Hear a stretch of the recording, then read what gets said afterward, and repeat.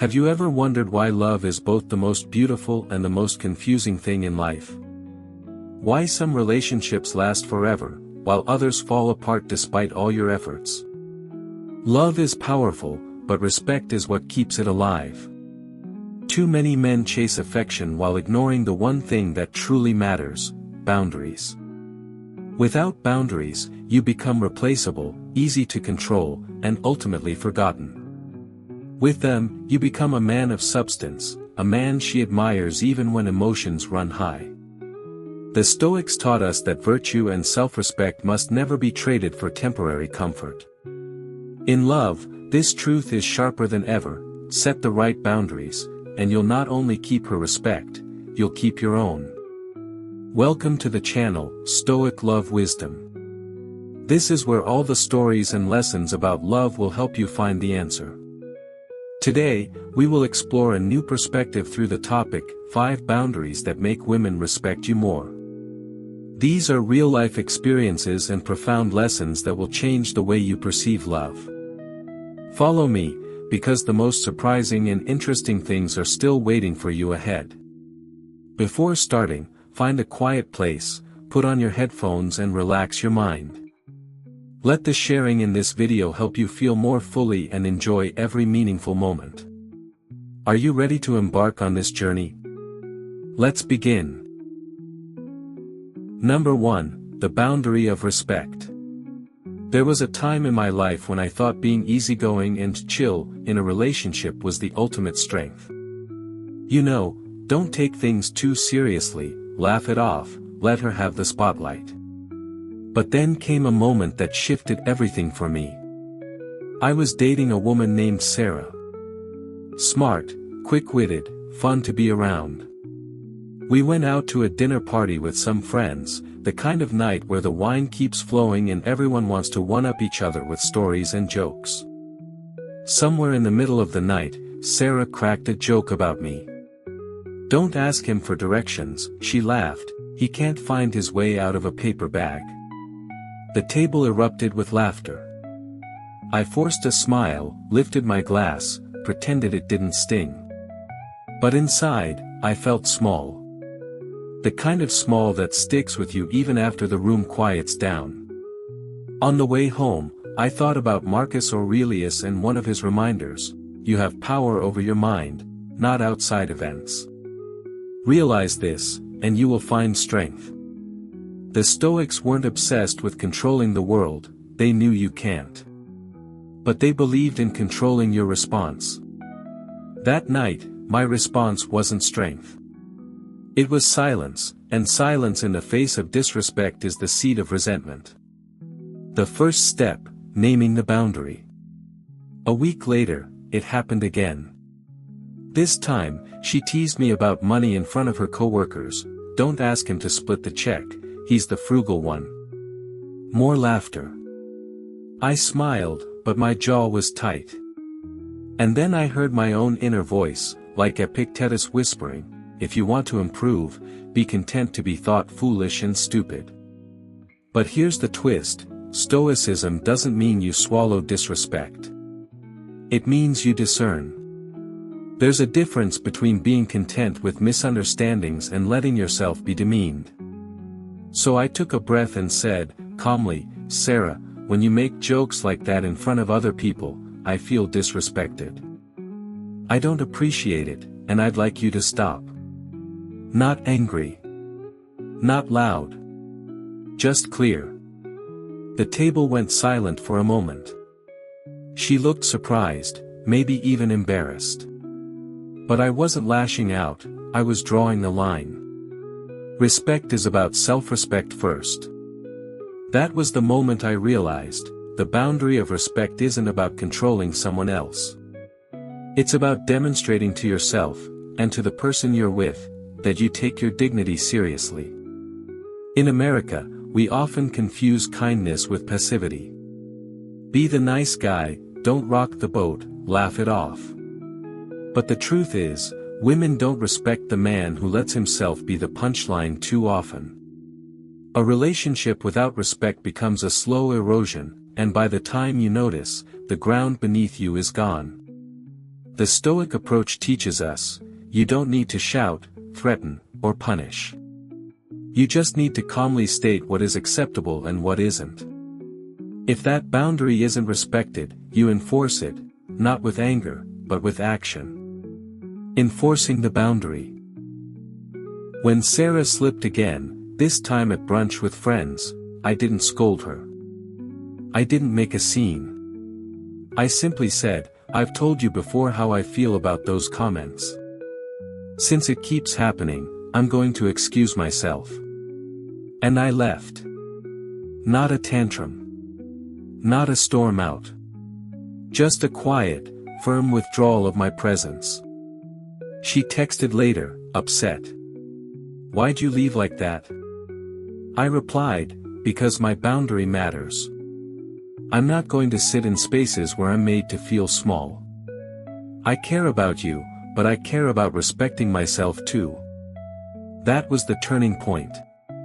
Not because she suddenly became perfect, but because she understood, my boundaries weren't negotiable. They weren't ultimatums, they were principles. Why this boundary earns respect. Here's the paradox, when you calmly but firmly refuse disrespect, you risk losing someone who won't honor you. But the flip side is this, you gain their respect if they truly value you. And even if you lose them, you gain something more important, your self-respect. The Stoics often reminded themselves of impermanence. You could leave life right now. Let that determine what you do and say and think. Marcus Aurelius. If life is that short, why waste it with someone who chips away at your dignity? And here's the thing, when you live by that principle, women notice. They notice the man who won't let himself be degraded, the man who communicates clearly and acts consistently. They respect it because it signals strength. Not the loud, posturing kind of strength, but the quiet, unshakable kind. Practical lessons you can apply. 1. Use I statements. I feel disrespected when you say that. I need you to stop making me the punchline. This keeps the focus on your experience, not on attacking her character. 2. Stay calm. If you explode, you've lost the Stoic edge. The goal isn't revenge, it's clarity. 3. Set consequences, and follow through. Whether it's leaving the room, ending the conversation, or re-evaluating the relationship, you must act. Words without action are hollow. Remember, you're not asking for permission. Boundaries aren't requests, they're declarations of what you will and won't accept. 5. Respect is reciprocal. If you want respect, you must also give it. Boundaries go both ways. A personal reflection. Looking back, I don't resent Sarah. In fact, I'm grateful. That relationship forced me to articulate something I hadn't before, I will not compromise on respect. The Stoic in me now sees it as a gift. Life tests us, not with swords and shields anymore, but with moments at dinner tables, with jokes, with small slights that tempt us to swallow them down. Each one is a chance to practice. To say, this far, no further. And you know what? Since then, every woman I've dated has sensed it. They see it in how I carry myself, how I respond, how I won't laugh at disrespect directed my way. Not because I'm humorless, but because I value myself. And when you value yourself, others will too. That is the essence of the boundary of respect. It isn't about controlling her tongue, it's about mastering your own soul. It's about standing firm, calm, and unshakable.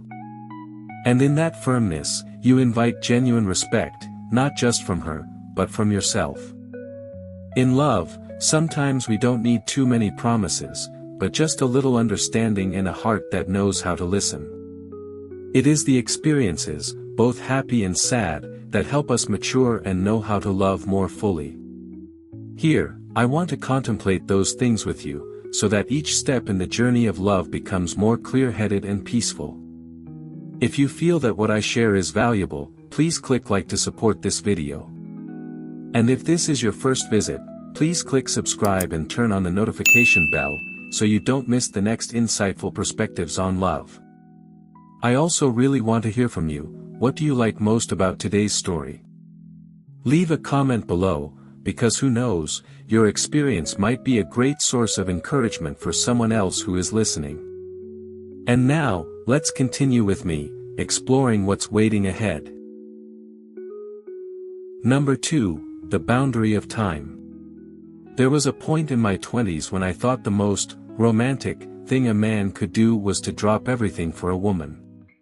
Cancel my plans, reschedule work, stay up until 3 a.m. texting even though I had an early meeting. I wore my availability like a badge of honor.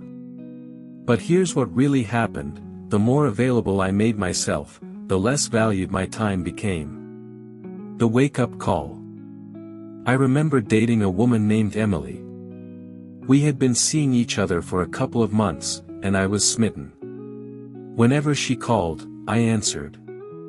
If she wanted to hang out, I cleared my schedule. If she said she was bored, I'd drive across town just to keep her company. At first, she loved it. Who wouldn't? But then something subtle shifted. She started showing up late. Canceling last minute. Taking for granted the hours I gave her.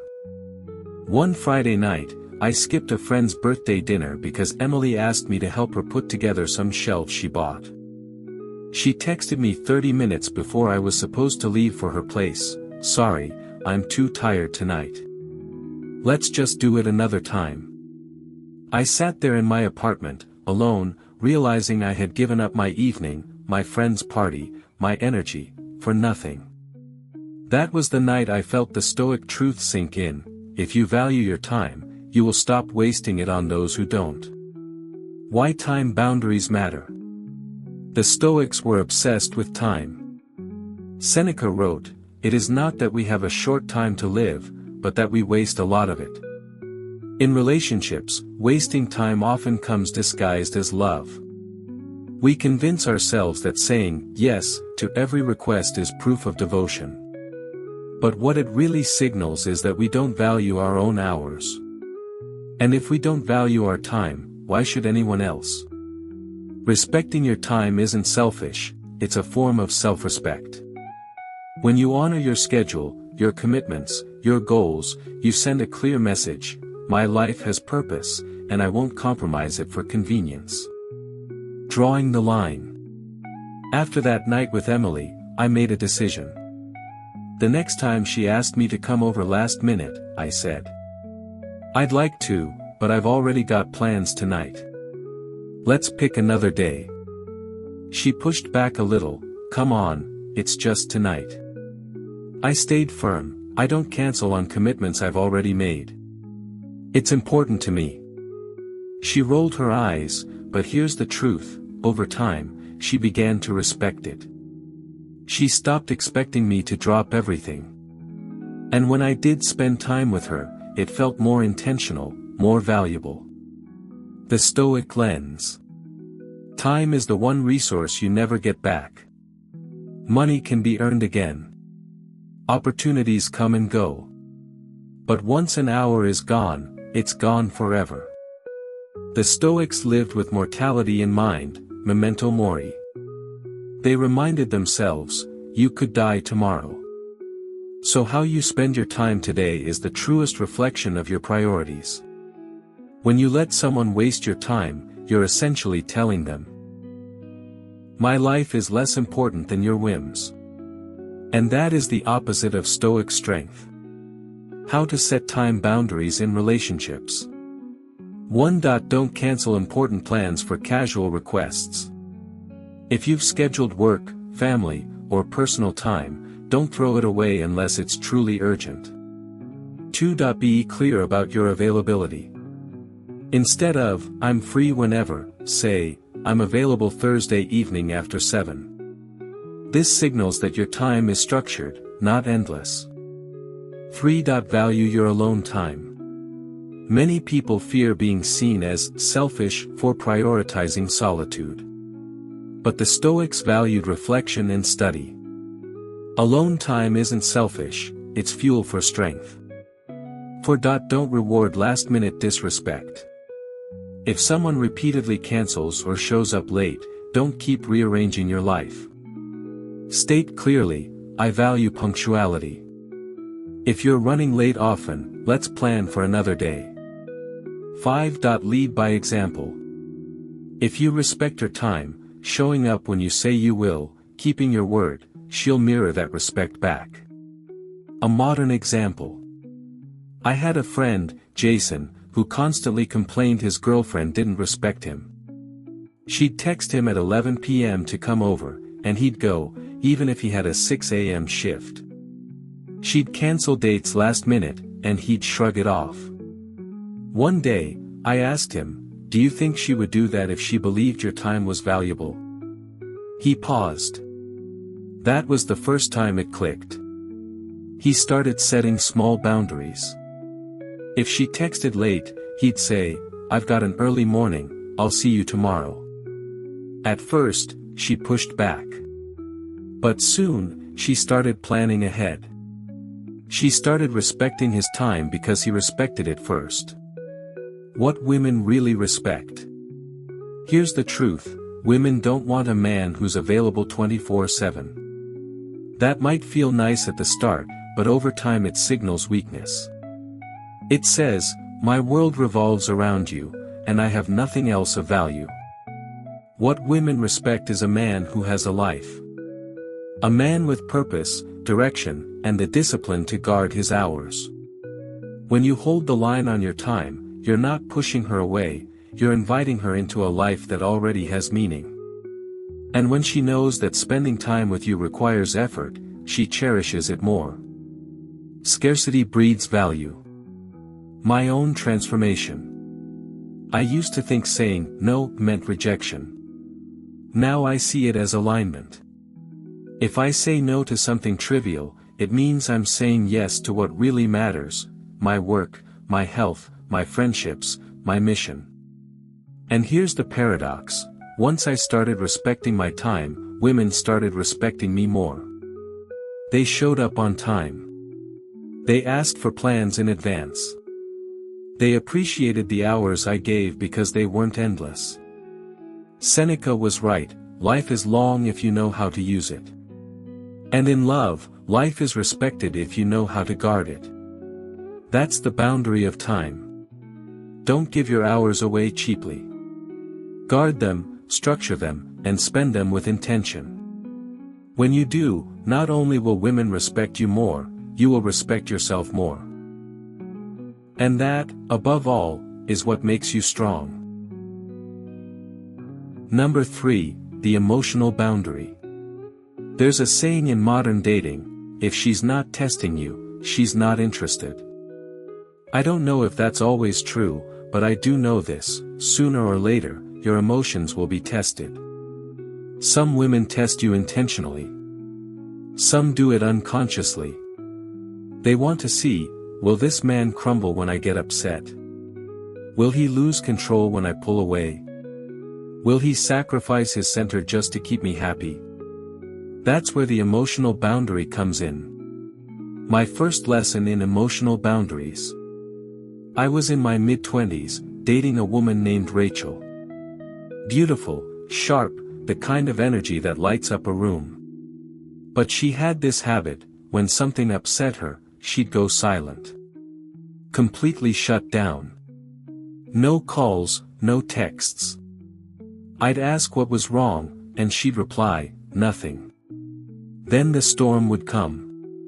You don't care about me. You never make me feel special. You always put your work first. At first, I panicked. I'd rush to fix everything. Cancel meetings.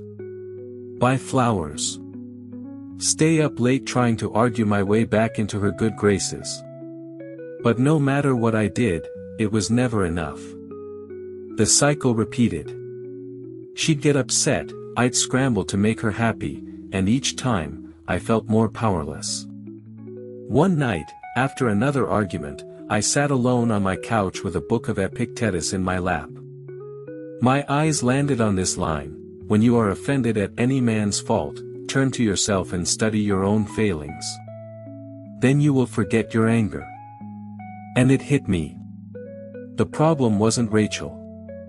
The problem was me. I had no emotional boundary. I let her moods dictate my moods. I had given her the keys to my peace of mind. What emotional boundaries really mean? An emotional boundary doesn't mean you stop caring. It doesn't mean you become cold or detached. It means you decide, her emotions are hers. Mine are mine. If she's upset, I can listen. I can empathize. I can support. But I cannot, must not, surrender my stability just because she's having a storm. The Stoics called this ataraxia, inner calm. They believe that external events don't disturb us, it's our judgments about those events. A partner's silence, anger, or mood swing is not what destabilizes us. What destabilizes us is believing, I must fix this right now, or I am worthless. The shift in my behavior. The next time Rachel gave me the silent treatment, I did something different. I texted her once, I can see you're upset. I'm here when you're ready to talk. Then I put my phone down. No begging. No chasing. No spiraling. When she eventually called, emotional as ever, I listened.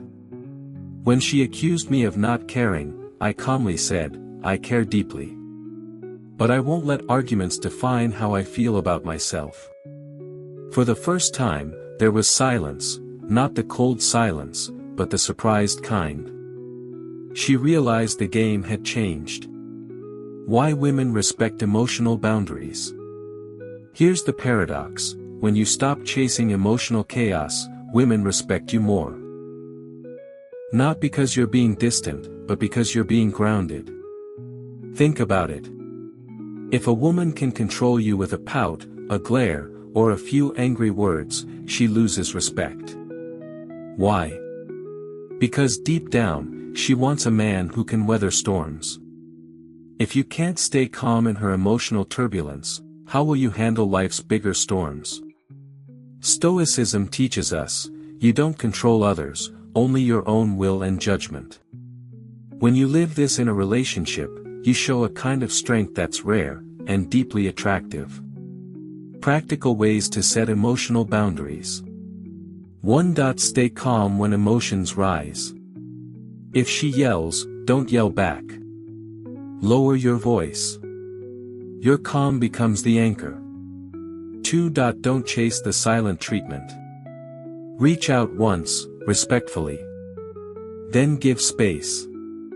Don't hand over your power by begging. 3. Avoid the trap of instant fixing. When she's upset, don't rush to solve it immediately. Sometimes the best response is listening, not fixing.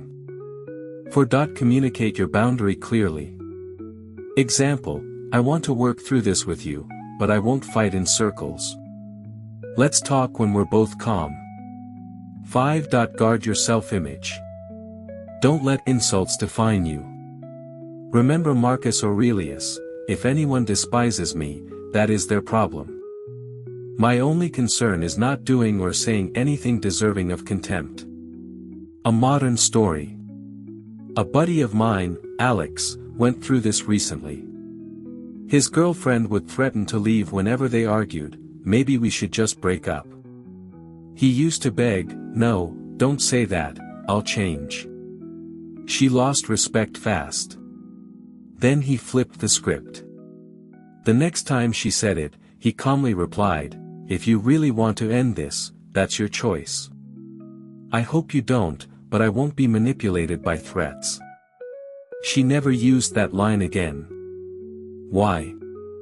Because the boundary was clear. His emotions were his. He refused to be yanked around by ultimatums. My own growth. When I stopped letting women's moods control me, something incredible happened. I became more attractive, not because I learned pickup lines or tricks, but because I carried myself differently. I was steady, calm, grounded. And women noticed. They'd say, "You're so centered." Or, "I feel safe with you." That's the ultimate compliment. Because emotional safety is what allows love to grow. And that safety starts with a man who knows, I don't have to control her emotions. I only have to control mine. Final reflection. The emotional boundary is this: I will not let your storms sink my ship. It doesn't mean you abandon her in pain. It means you stand steady while she weathers it. You listen, but you don't lose yourself. You care, but you don't collapse. And in doing so, you embody the very essence of Stoic love, not a love that bends with every gust of wind, but a love that stands firm, calm, steady, unshakable. Because at the end of the day, that's what women respect. Not the man who scrambles to fix every mood, but the man who remains himself, no matter what mood she's in. In love, sometimes silence is the answer. It gives us time to listen to ourselves and understand the other person's heart better. That's also the reason I share stories on this channel, so that you have a pause, a peaceful space to reflect. If you find this meaningful, please click like and don't forget to subscribe, so that we can continue to accompany each other on the journey to find a peaceful and profound love. Now, let's continue the rest with me. Number 4. The boundary of personal values. There's a quiet moment in every relationship where you realize, she doesn't just love who I am, she wants to see if she can change me. Sometimes it's small: why don't you dress more like this? Sometimes it's bigger: do you really need to spend so much time on your work? And sometimes, it cuts straight to the core: I don't think your goals make sense. That's where the boundary of personal values comes into play. The test of integrity. I was dating a woman named Claire a few years ago. Brilliant, ambitious, and outspoken. From the start, she admired my discipline. I woke up early to write, I hit the gym consistently, I kept a strict budget. She said it was inspiring. But as months passed, those very habits started bothering her. Do you really have to get up at 6 a.m. every day? She asked. Can't you just skip the gym this week? Spend more time with me. You're too serious about saving money, just live a little. At first, I caved. I thought compromise was love. I skipped workouts. I slept in. I spent money on things I didn't care about. And for a while, it made her happy. But slowly, I felt something dying inside me. My discipline eroded. My focus slipped. And worse, my self-respect faded. That's when I remembered Marcus Aurelius: if you work at that which is before you, following right reason seriously, vigorously, calmly, without allowing anything else to distract you, you will live a happy life. I realized, if I abandon my values to please someone, I'm no longer living my own life. I'm living a borrowed one. The boundary explained. The boundary of personal values means this: I will not compromise the principles that define who I am, even for love. Love that requires you to abandon your values isn't love, it's control. Stoicism teaches that virtue is the highest good. For the Stoic, integrity matters more than comfort, reputation, or even relationships. If you lose your values, you lose yourself. The turning point with Claire. The next time Claire pressured me, I didn't cave. Why do you always have to work on Saturday mornings? Can't you just relax for once? I looked her in the eye and said, my writing on Saturday mornings is non-negotiable. It's part of who I am. If I stop doing it, I stop being me. She frowned. So you're choosing work over me? I shook my head. No. I'm choosing to be the man I said I was when you met me. That's the man you were drawn to. If I lose that discipline, you won't respect me, and I won't respect myself. There was tension. But there was also clarity. She realized I wasn't bluffing. My values were not up for debate. Why women respect this boundary? Here's the paradox. When you bend over backwards to please a woman, she may smile in the moment, but over time she loses respect. Why? Because deep down, she wants to know, is this man anchored? Does he stand for something beyond me? When you stand firm in your values, you communicate strength. You show that you have a spine, as the Stoics would say, a structure that keeps you upright no matter the pressure. And ironically, this firmness often deepens attraction. Because nothing is more magnetic than a man who refuses to betray himself. Practical ways to protect your values. 1. Know your non-negotiables. Write down the principles you will not sacrifice: fitness, honesty, financial discipline, spiritual practices, family commitments. 2. Communicate them early. Don't hide who you are. If you're serious about your work, your faith, your goals, make that clear from the beginning. 3. Stand firm in small tests. If you cave on the little things, it becomes easier to cave on the big ones. Consistency matters. 4. Frame it positively. Instead of, I won't do that, say, this practice is part of what makes me strong, and I need to keep it. 5. Be willing to walk away. If someone insists you abandon your values, you must have the courage to leave. Love without respect for your principles is not love worth keeping. A modern example. I have a friend, Mark, who's deeply committed to his faith. Early in his relationship, his girlfriend mocked him for attending church every Sunday.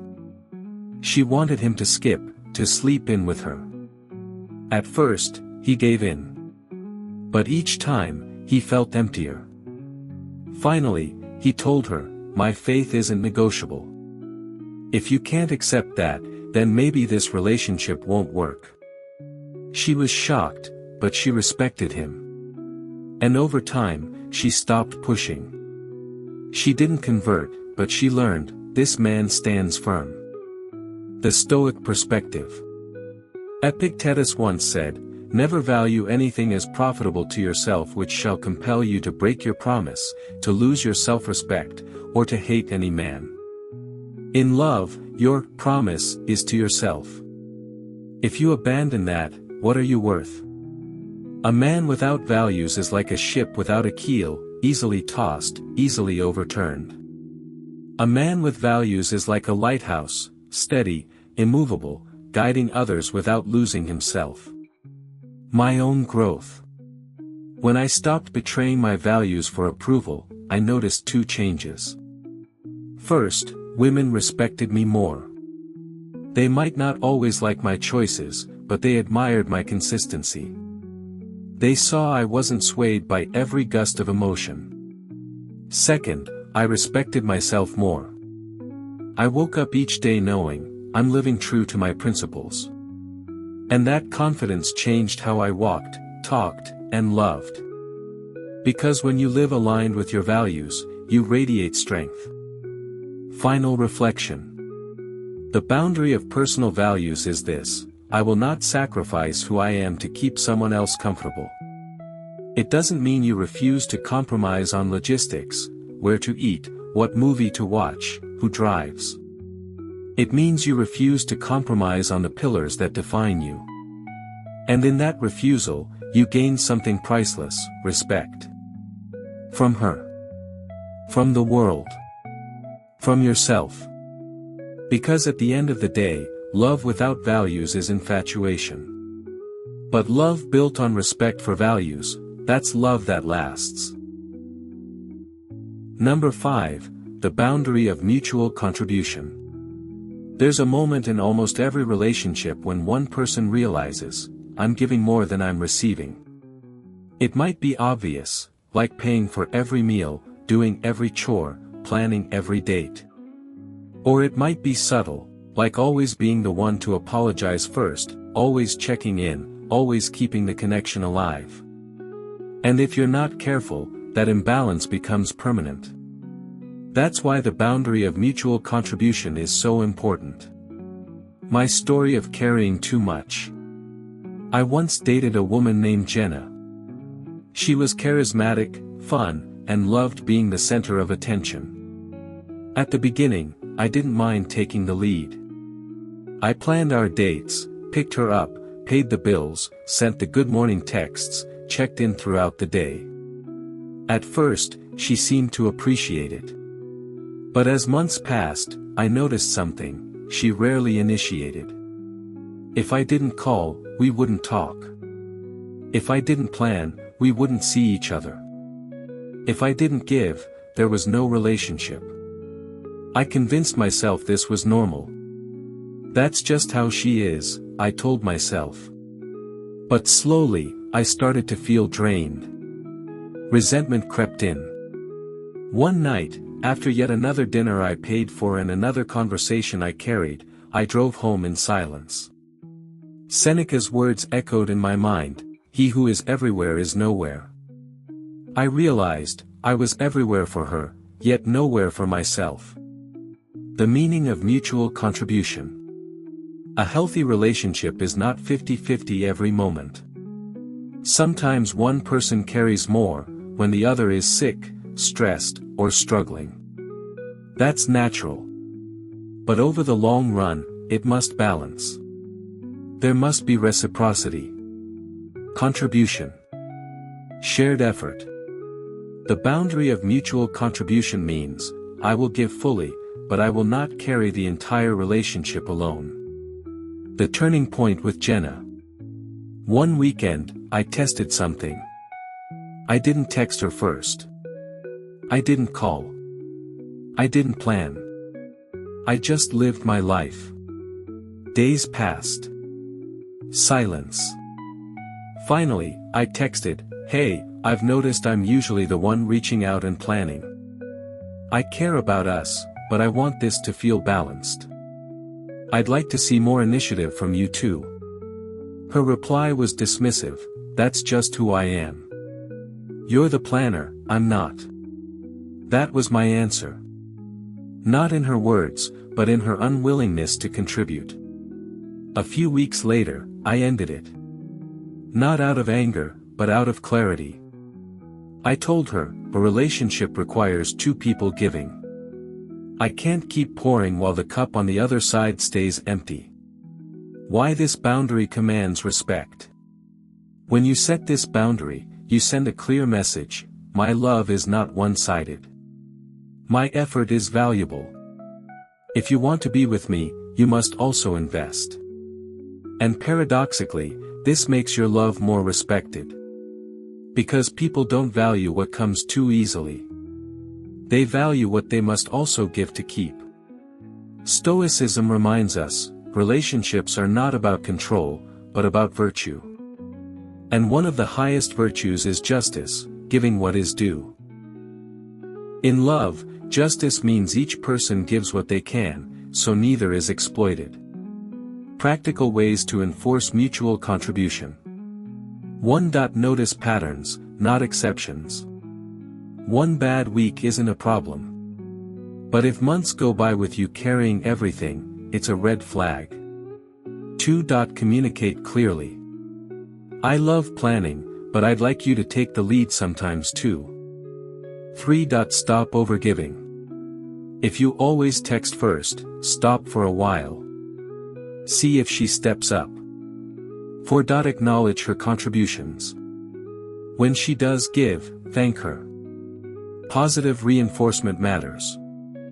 5. Be willing to walk away. If someone consistently refuses to contribute, accept that truth and leave. Love without reciprocity is not love, it's dependence. A modern example. A friend of mine, David, spent years in a relationship where he paid for everything. He told himself it was his role as a man. But deep down, he resented it.